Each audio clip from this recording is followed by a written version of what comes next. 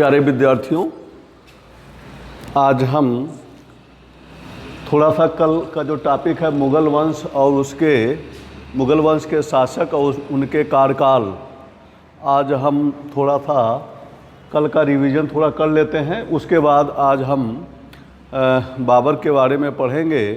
बाबर मुग़ल वंश का नींव रखने वाला था, संस्थापक था बाबर, और बाबर ने 4 साल तक शासन किया। उसकी पृष्ठभूमि पूरी हम पढ़ेंगे। इसके पहले आते हैं मुग़ल वंश के कुछ प्रमुख शासकों के और उनके कार्यकाल को देख लेते हैं। कल का थोड़ा रिवीजन कर लेते हैं, उसके बाद आगे हम चर्चा करते हैं। तो मुग़ल वंश 1526 से लेकर 1857 तक है। इसमें मुग़ल वंश का संस्थापक बाबर है। वास्तविक संस्थापक बादशाह अकबर को माना जाता है और उसका वंश था चगताई तुर्क, जो चंगेज़ खां के द्वितीय पुत्र के नाम पर पड़ा था। मुग़लों की राजभाषा फ़ारसी रही है। उन्होंने फ़ारसी भाषा बनाया और लंबे समय तक शासन करने वाले मुग़ल बादशाहों में अकबर का शासनकाल लगभग 49 वर्ष 8 माह 11 दिन है। वहीं पर दूसरे औरंगजेब का काल 48 वर्ष 7 माह और 11 दिन का शासनकाल है। यानी कि मुग़ल वंश में सबसे ज़्यादा अधिक सल्तनत काल और मुग़ल काल को अगर मिलाकर देखें तो सबसे ज़्यादा अकबर ने शासन किया 49 वर्ष 8 माह और 11 दिन। औरंगजेब ने 48 वर्ष 7 माह 11 दिन तक शासन किया। वहीं पर सबसे कम समय तक शासन करने वाला रफ़ी उद जात था। रफ़ी उद दरजात कहीं कहीं मिलता है, 3 माह 8 दिन का शासन है। वहीं रफ़ी उद दौला का शासनकाल 3 माह 11 दिन है। अगर हम बात करते हैं हिंदू माँ की संतान शासक कौन कौन थे, तो जहांगीर था, दूसरा शाहजहाँ था। अगर उत्तर मुग़ल काल में हम बात करते हैं तो हिंदू माँ की संतान में शासक बहादुर शाह प्रथम, अहमद शाह और बहादुर शाह सेकंड था। यानी कि उत्तर मुग़ल काल में हिंदू माँ की संतान बहादुर शाह प्रथम, अहमद शाह, बहादुर शाह सेकंड था। आते हैं प्रमुख मुग़ल शासकों के शासनकाल का अध्ययन करते हैं। तो जहीरुद्दीन बाबर का शासनकाल 1526 से लेकर 1530 ईस्वी तक मात्र 4 वर्षों तक शासन कर पाया था। नासिरुद्दीन हुमायूं का शासनकाल 1530 से लेकर 1540 ईस्वी तक था। वहीं पर जलालुद्दीन अकबर का शासनकाल 1556 से लेकर 1607 ईस्वी तक शासनकाल माना जाता है। जहांगीर सलीम का शासनकाल 1605 से लेकर 1607 ईस्वी तक का शासनकाल माना जाता है। वहीं पर मुइनुद्दीन औरंगजेब का शासनकाल 1658 से लेकर 1707 तक का शासनकाल माना जाता है। बहादुर शाह प्रथम, इनका शासनकाल 1707 से लेकर 1712 तक है। जहांदार शाह का शासनकाल 1712 ईस्वी से लेकर 713 ईस्वी तक है। फ़र्रुखसियर ने 1713 से लेकर 1719 ईस्वी तक का शासनकाल है। मोहम्मद शाह 1719 से लेकर 1748 ईस्वी तक का शासनकाल है। अहमद शाह का शासनकाल 1748 से लेकर 1754 ईस्वी तक का शासनकाल है। आलमगीर सेकंड का शासनकाल 1754 से लेकर 1759 ईस्वी तक का शासनकाल माना जाता है। वहीं पर आलमगीर सेकंड 1754 से लेकर 59 ईस्वी तक का शासनकाल माना जाता है। शाह आलम सेकंड का शासनकाल 1759 से लेकर 1806 ईस्वी तक का शासनकाल माना जाता है। अकबर द्वितीय का शासनकाल 1806 से लेकर 1837 ईस्वी तक का शासनकाल, और अंतिम बहादुर शाह द्वितीय जफ़र का शासनकाल 1837 से लेकर 1858 तक। इसके बाद मुग़ल वंश समाप्त हो जाता है। अर्थात मुग़ल शासक जहीरुद्दीन बाबर से शुरू होता है। मुग़ल वंश की स्थापना करता है बाबर और उसकी ऊंचाई प्रदान करता है अकबर। इसका वास्तविक संस्थापक मुग़ल वंश का अकबर था। वहीं पर जहांगीर के शासनकाल को चित्रकला का स्वर्णकाल माना जाता है। वहीं पर शाहजहां का काल स्थापत्य कला के लिए स्वर्णकाल माना जाता है। और वहीं पर औरंगजेब के बाद से पतन का शासनकाल प्रारंभ हो जाता है। उसके बाद से उत्तरकालीन मुग़ल बादशाहों में बहादुर शाह प्रथम को हम पढ़ेंगे, जहांदार शाह को पढ़ेंगे, फ़र्रुखसियर को पढ़ेंगे, मोहम्मद शाह, अहमद शाह, आलमगीर द्वितीय, शाह आलम द्वितीय, अकबर द्वितीय, बहादुर शाह द्वितीय, जफ़र। तो यानी कि अकबर मुग़ल बादशाहों में दो हुए हैं। एक जलालुद्दीन अकबर जिनको वास्तविक संस्थापक कहा जाता है। इसको अकबर को पूरे भारत को एक सूत्र में बांधा, सम्राट की पदवी मिली थी। उसी प्रकार से अंतिम एक है अकबर द्वितीय, जिसका शासनकाल 1806 से लेकर 1837। यानी कहने मतलब है कि मुग़ल वंश में दो अकबर के नाम से बादशाह हुए हैं। एक है बादशाह अकबर और एक है बादशाह अकबर द्वितीय। और अंतिम मुग़ल बादशाह बहादुर शाह द्वितीय या इसको जफ़र उपनाम से जाना जाता है। और इसका शासनकाल 1837 से 1858 तक का काल है। तो इस पर सभी क्वेश्चन BA पार्ट 1 में, MA में, यहाँ तक कि PCS में, IS में मुग़ल वंश से भी लॉन्ग क्वेश्चन बन सकता है, हुमायूं से लॉन्ग क्वेश्चन बन सकता है। अकबर पर तो बनेगा ही, अकबर की धार्मिक नीति, अकबर की राजपूत नीति, अकबर की और उत्तर भारत की विजय, दक्षिण भारत की विजय कैसे वो करता है। तो इस पर सभी लॉन्ग क्वेश्चन बनता है। औरंगजेब पर तो क्वेश्चन बनता ही है। मुग़ल साम्राज्य के पतन में औरंगजेब की मुख्य भूमिका क्या थी, उसका डिटेल से वर्णन करेंगे। अब हम आते हैं बाबर के बारे में अध्ययन करते हैं। तो बाबर की पृष्ठभूमि, बाबर को आमंत्रित किया गया था। पंजाब के गवर्नर थे दौलत खां और इब्राहिम लोदी के चाचा आलम खां लोदी और राणा सांगा, मेवाड़ का शासक संग्राम सिंह राणा सांगा, इन लोगों ने बाबर को आमंत्रित किया कि भारत पर आक्रमण करें, हम आपको सहयोग देंगे। सभी की महत्वाकांक्षा थी। वहीं पर दौलत खां की महत्वाकांक्षा थी कि वह पंजाब का स्वतंत्र शासक बन जाए। वहीं पर दौलत खां की था कि वो इब्राहिम लोदी को पराजित करके वो दिल्ली का शासक बन जाए।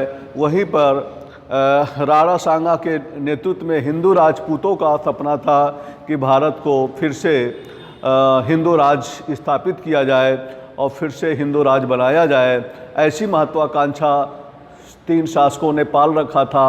और बाबर ने इन सभी 3 शासकों दौलत खां लोदी, आलम खां लोदी और राणा सांगा के सपनों को चूर कर देता है और बाबर भारत पे रहने का निश्चय करता है। और अंत में सभी को युद्ध में पराजित करने के बाद और भारतवर्ष में पानीपत का प्रथम युद्ध 21 अप्रैल 1526 ईस्वी को हुआ। और इस प्रकार से पानीपत के प्रथम युद्ध से बाबर विजित हो जाता है और मुग़ल वंश की नींव रखता है। आते हैं हम डिटेल से बाबर के बारे में हम अध्ययन करते हैं। प्यारे विद्यार्थियों, छात्र छात्राओं, अभी तक आपने मुग़ल वंश के शासक और उसके कार्यकाल को पढ़ा। आज हम टॉपिक लेते हैं, शुरुआत करते हैं बाबर से, जिसका पीरियड 1526 से लेकर 1530 ईस्वी तक है। 4 साल तक शासन किया। मुग़ल वंश की नींव रखने वाला बाबर है। उसके पहले प्रारंभिक जीवन के बारे में जानते हैं हम लोग। उनके पिता फादर थे उमर शेख मिर्ज़ा, माताजी थी कुतलुक निगार खानम। तो पिता की ओर से तुर्क तैमूर का 5वां वंशज और माता की ओर से चंगेज़ खान का 14वां वंशज, यानी कि 2 रक्तों का मिश्रण बाबर के अंदर था। यानी कि पिता की ओर से तैमूर का 5वां वंशज और माता की ओर से चंगेज़ खां का 14वां वंशज। इस प्रकार बाबर दो विजेताओं का उसके अंदर खून था, दो विजेताओं का उसके अंदर खून वंशज था।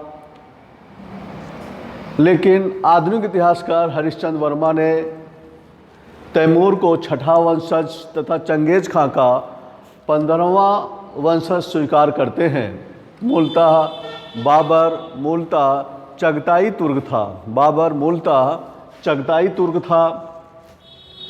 तो जैसा कि अभी पहले लेक्चर में बताया था कि बाबर को लोदी के चाचा आलम खां लोदी, पंजाब का गवर्नर दौलत खां लोदी और राणा सांगा ने भारत पर आक्रमण करने के लिए बाबर को आमंत्रित किया था।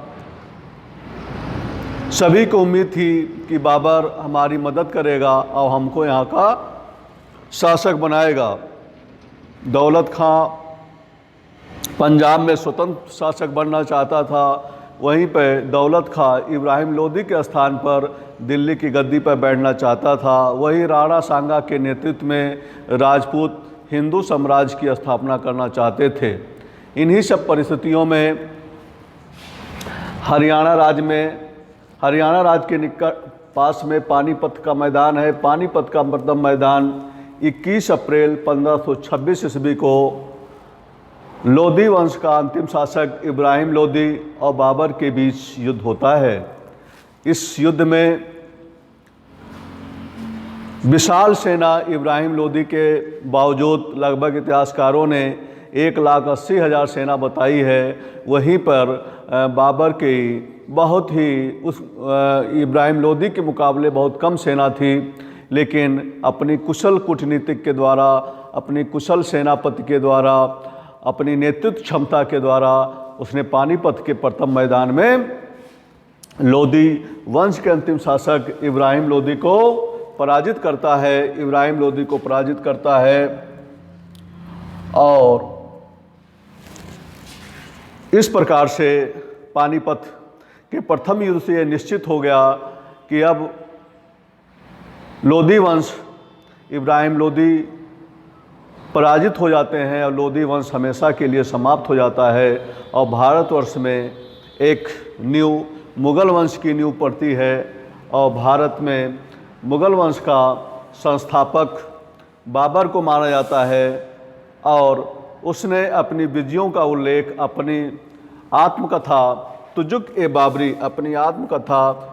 ए बाबरी में देता है।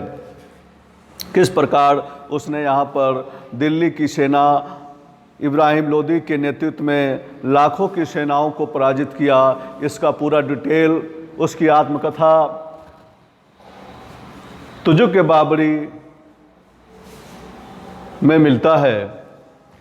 उसकी विजयों का मुख्य कारण इतिहासकारों ने अलग अलग दिया है। उसकी तुलगमा युद्ध प्रणाली को बताया जाता है।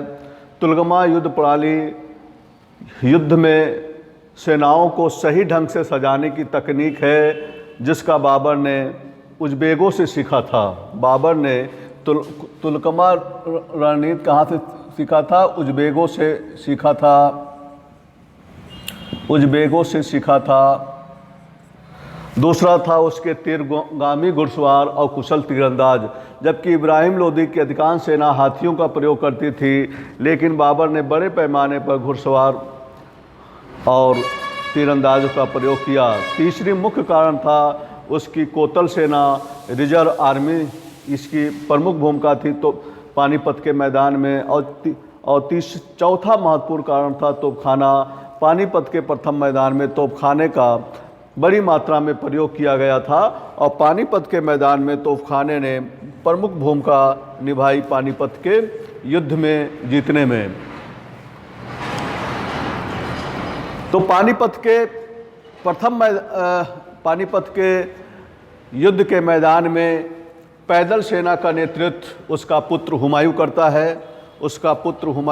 है और वहीं पर घुड़सवार सेना का नेतृत्व मोहम्मद अली जंग एवं ख्वाजा को कुल ताश करते हैं। बहुत महत्वपूर्ण क्वेश्चन इस पर बन सकता है पीजीटी में कि घुड़सवार सेना का नेतृत्व कौन करता है? मोहम्मद अली जंग एवं ख्वाजा को कुल ताश करता है, और पैदल सेना का नेतृत्व बाबर का पुत्र हुमायूं करता है।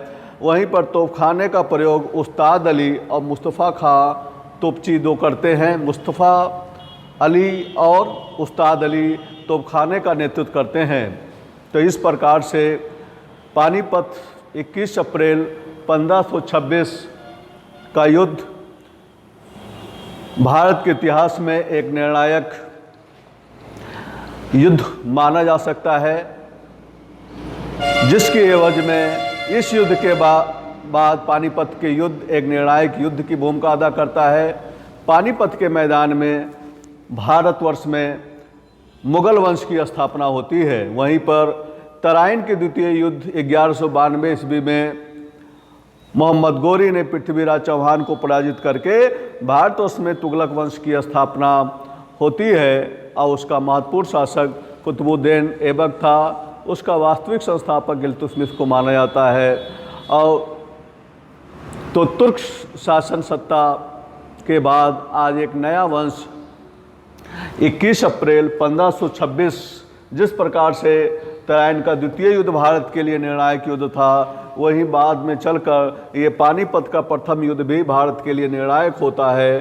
और बाबर मुगल वंश की स्थापना करता है। ये मुगल वंश आगे चलकर अकबर के शासनकाल के तक आते आते बहुत ही मजबूत स्थिति में पहुंच जाता है मुगल वंश, और पूरे वर्ल्ड में इसकी तूती बोलती थी। इसका साम्राज्य, इसकी क्षमता, कौशल, इसकी स्थापत्य कला पूरे विश्व में इस साम्राज्य को चमत्कृत करते थे। इसका साम्राज्य इतना विशाल हो गया था कि पूरे एशिया में उसके टक्कर का कोई उस समय साम्राज्य नहीं था। इसका हम डिटेल में अध्ययन करेंगे।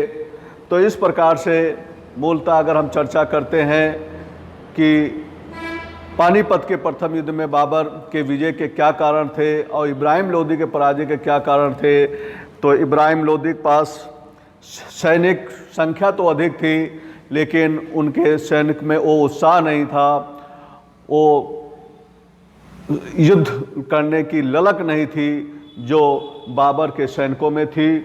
बाबर को विजय करने के लिए एक जज्बा था कि हमको भारत पर आक्रमण करके यहाँ पर हमको धन एकत्रित करना है या साम्राज्य स्थापित करना है। और इसलिए और तीसरा जो महत्वपूर्ण कारण था, उसकी आर्मी सेना, रिजर्व सैनिक, कोतल सेना था, जो युद्ध में पानीपत के मैदान में उसने एक युद्ध को क्रम से सजाया था, युद्धों को सजा कर युद्ध किया था। और चौथा प्रयोग तोपखाने के द्वारा इब्राहिम लोदी शुरू में तो बड़ी राजपूतों ने बहुत उत्साह से लड़ा था युद्ध में, और बाबर के सैनिकों को अधिकतर पराजित करते हुए नज़र आ रहे थे। यानी कि राजपूतों ने बाबर के सैनिकों के छक्के छुड़ा दिए थे, इतनी कुशलता से युद्ध को लड़ा। लेकिन अंतिम समय आते आते जब बाबर ने अंतिम शस्त्र का प्रयोग करता है, तोपखाने का प्रयोग, बड़े पैमाने पर तोपखाने का प्रयोग होता है, तो उसके आवाज़ से हाथियाँ जो थीं वो पगला गईं और ख़ुद अपने सैनिकों को मारने लगीं। अपने ही इब्राहिम लोदी की सैनिकों को खुद ही मारने लगी। इस स्थिति से तोपखाने के प्रयोग ने पूरी कहानी ही बदल गई और बाबर को विजय मिलती है, और वहीं पर इब्राहिम लोदी को पराजय का सामना करना पड़ता है। इस प्रकार से तोपखाने के प्रयोग के कारण भारतवर्ष में एक नई न्यू पानीपत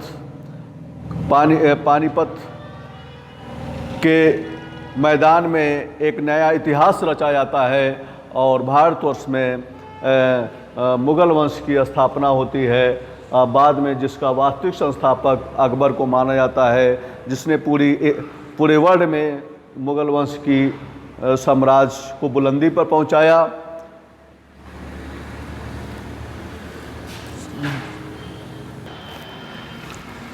तो प्यारे विद्यार्थियों, अभी पानीपत के मैदान में देखा कि बाबर ने पानीपत की विजय से भारतवर्ष में मुगल वंश की स्थापना की और मुगल वंश को मजबूती अकबर प्रदान करता है। आगे चलकर हम अकबर का डिटेल से अध्ययन करेंगे। उससे पहले अगला जो भारत में महत्वपूर्ण युद्ध था वह था कनवाहा का युद्ध या खानवा का युद्ध। 16 मार्च या 17 मार्च 1527 ईस्वी को ये आगरा से लगभग 40 किलोमीटर के पास खानवा या कनवाहा नामक स्थान है, या फतेहपुर सीकरी से लगभग 10 किलोमीटर का स्थान है। उसी खानवा नामक स्थान पर दूसरा महत्वपूर्ण युद्ध खानवा का युद्ध था, जो राणा सांगा के नेतृत्व में राजपूत भारतवर्ष में हिंदू राज स्थापित करना चाहते थे। अभी हिंदू राज का सपना इन्होंने त्यागा नहीं था। वो चाहते थे कि पूरे भारत में राणा सांगा के नेतृत्व में हिंदू राज स्थापित किया जाए।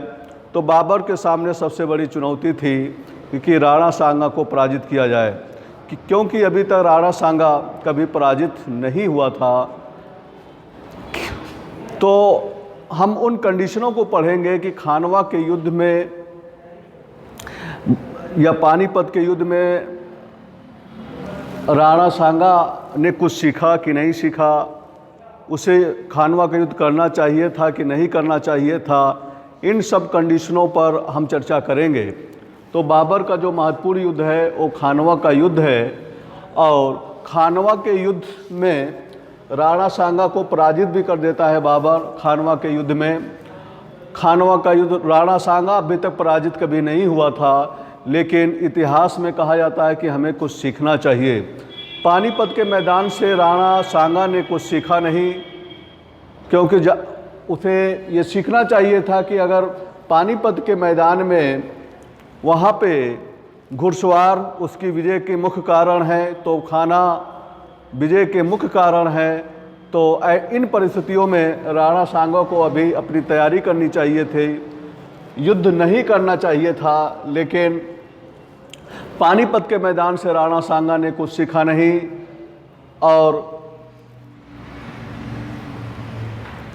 वही गलती कर बैठे।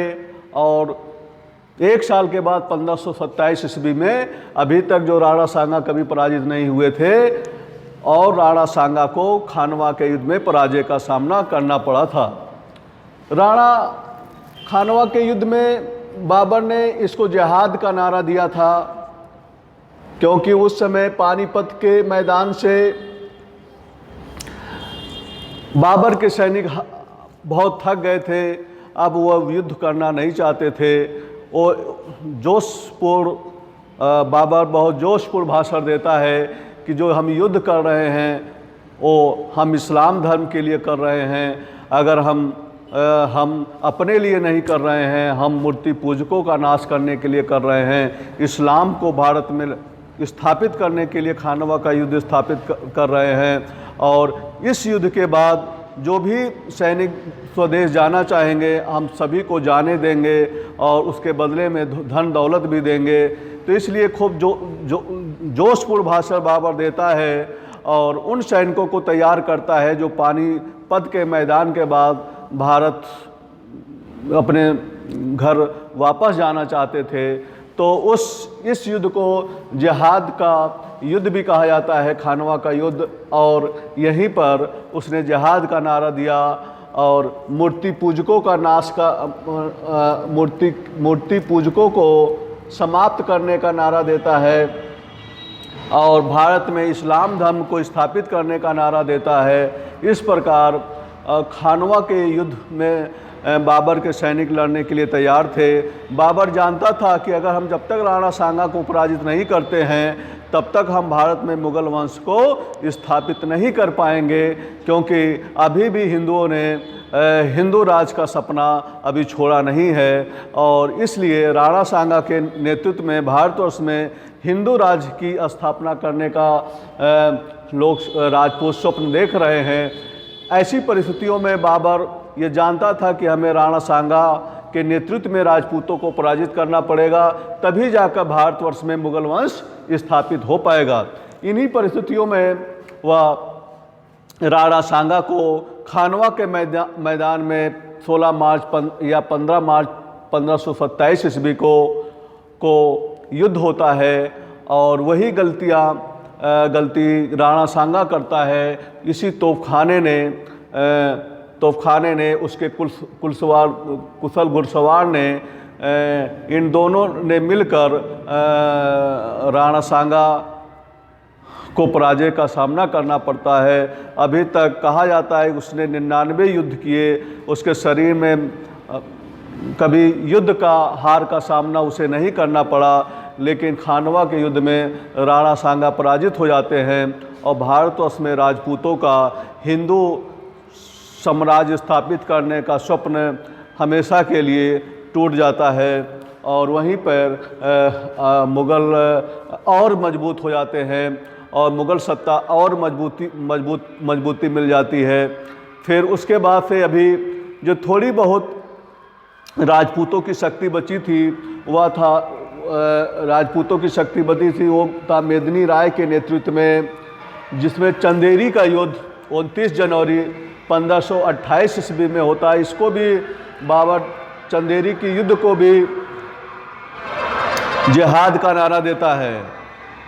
बाबर चंदेरी के युद्ध को भी जिहाद का नारा देता है और जो बची खुची शक्ति राजपूतों के पास थी, चंदेरी के जो बची खुची शक्ति जो राजपूतों के पास थी, वो मेदिनी राय के नेतृत्व में बाबर ने चंदेरी के युद्ध 29 जनवरी 1528 ईस्वी में मेदिनी राय को भी पराजित कर देता है। इस प्रकार से खानवा के युद्ध से, चंदेरी के युद्ध से राजपूत शक्तियाँ नष्ट हो जाती हैं और इस प्रकार से भारतवर्ष में हिंदू साम्राज्य स्थापित करने का स्वप्न हमेशा के लिए टूट जाता है। अगला महत्वपूर्ण जो युद्ध है, बाबर का अंतिम युद्ध जो है घाघरा का युद्ध है।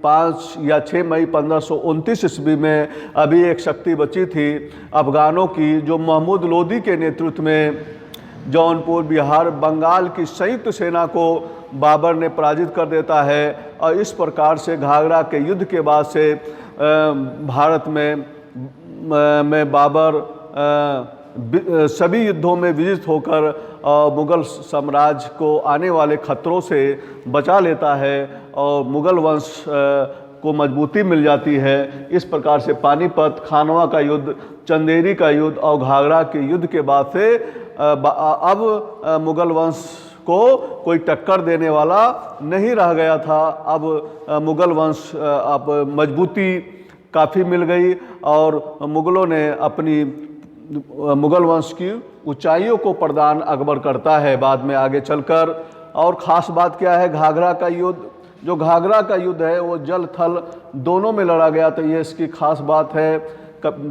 पीजीटी में असिस्टेंट प्रोफेसर में ये पूछा जा सकता है कि जल और थल में कौन सा युद्ध लड़ा गया था, तो घाघरा का युद्ध जो 5 या 6 मई 1529 ईस्वी को लड़ा गया था, वो जल और थल दोनों में लड़ा गया था। आगे थोड़ा और चर्चा कर लेते हैं। इस प्रकार पानीपत के युद्ध 21 अप्रैल 1526 ईस्वी को इब्राहिम लोदी को पराजित करता है। इस युद्ध के बाद से बाबर मुग़ल वंश की स्थापना भारत में करता है। दूसरे युद्ध में खानवा और चंदेरी के युद्ध में यहाँ पे खानवा के युद्ध में राणा सांगा को पराजित करके और चंदेरी के युद्ध में मेदिनी राय को पराजित करके यहाँ पर जो राजपूत शक्ति थी, जो भारतवर्ष में हिंदू राज्य स्थापित करने का स्वप्न पाले हुई थी, बाबर इन युद्धों में पराजित करके उनके सपनों को चूर कर देता है। और रही कई खसर जो थी वह थी घाघरा का युद्ध। 5 या 6 मई 1529 को महमूद लोदी की संयुक्त सेनाओं, जिसमें जौनपुर, बिहार, बंगाल के भी सैनिक थे, संयुक्त सेनाओं को पराजित करके इस प्रकार से मुगल वंश को मजबूती प्रदान करता है। और 1526 से लेकर लगभग 1857 तक मुगल वंश काफ़ी लंबे समय तक शासन करता है। और मुगल वंश पूरे भारत में ही ऊंचाई नहीं प्राप्त करता है, पूरे दुनिया में मुगल वंश की ऊंचाई मिलती है। उसको अकबर और शाहजहां ने ऊंचाई प्रदान की। सबसे मुगल वंश में बाबर का साम्राज्य विस्तार उत्तर भारत से लेकर दक्षिण भारत, पूरब से पश्चिम होता है। और अकबर का काल कई चीज़ों में स्वर्णकाल कहा जाता है। उसके साहित्य के काल को स्वर्णकाल कहते हैं, संगीत कला के स्वर्णकाल कहते हैं। इस प्रकार से अन्य चीज़ों में उसका काल सबसे अच्छा माना जाता था। उसकी राजपूत काल, उसकी धार्मिक नीति को आगे हम चर्चा करेंगे। तो अकबर ने मुगल साम्राज्य को पूरी ऊंचाई प्रदान की, जो एशिया के टक्कर में उसके टक्कर का कोई साम्राज्य नहीं रह गया था।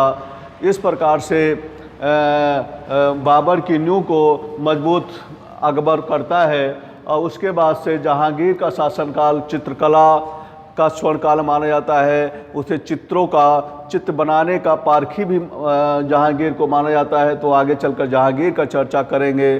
शाहजहां के काल स्थापत्य कला का स्वर्णकाल माना जाता है। उसके काल में ताजमहल बना, लाल किला बना, बहुत सी इमारतें शाहजहां के काल में बना, क्योंकि शाहजहां तक आते आते भारतवर्ष में शांति स्थापित हो गई थी और हर तरफ से युद्ध भी शांत का वातावरण था। इसीलिए स्थापत्य कला पर शाहजहां ने ज़्यादा ध्यान दिया। उसके बाद से औरंगजेब काल आता। उसकी कट्टर धार्मिक नीति के कारण औरंगजेब के बाद से मुगल साम्राज्य धीरे धीरे पतन की ओर चला जाता है। और उसकी धार्मिक कट्टर नीति से उसने सभी से औरंगजेब सबसे दुश्मनी ले लेता है, सब राजपूतों से ले लेता है, सिखों का फिर दुश्मनी ले लेता है, जाटों से ले लेता है, सतनामियों से ले लेता है। फिर औरंगजेब की दक्षिण नीति जो शियाओं से जो 2 राज थे उनसे लंबे समय तक युद्ध करता रहा। अंत में औरंगजेब के बाद से मुगल साम्राज्य पतन धीरे धीरे बढ़ता है। और फिर उत्तरकालीन मुगल आते आते बहादुर शाह जफ़र, जहांदार शाह, फ़र्रुख सियर, रफ़ी-उद-दौला, रफ़ी-उद-दर्जाद, शाह आलम द्वितीय, अकबर द्वितीय, उसके बाद से अंतिम शासक 1858 तक आते आते बहादुर शाह जफ़र द्वितीय के बाद से बहादुर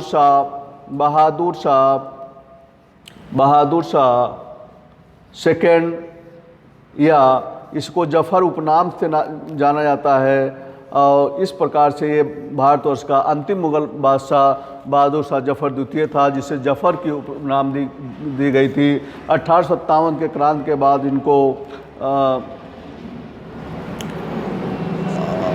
म्यांमार भेज दिया गया था। वहीं पे उनका कब्रगाह भी है और वहीं पे उनका अंतिम संस्कार भी जानिए वहीं हो जाता है बहादुर शाह जफ़र द्वितीय का। तो इन सब चीज़ों को हम डिटेल में अध्ययन करेंगे।